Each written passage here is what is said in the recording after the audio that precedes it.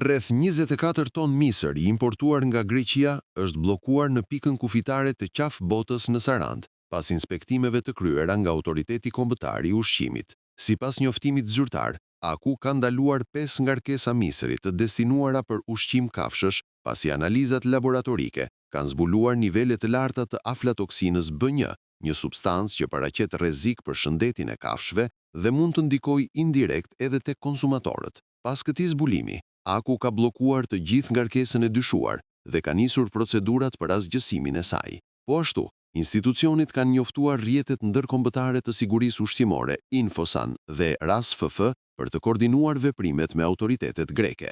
Ndërkohë, subjekti importues është pezulluar dhe nuk do të mund të vijojë aktivitetin për këtë ngarkesë deri në përfundimin e plotë të verifikimeve dhe asgjësimit të misrit të kontaminuar. Rasti nënvizon sërish rëndësinë e kontrolleve strikte në pikat kufitare për të garantuar sigurinë ushqimore dhe mbrojtjen e shëndetit publik.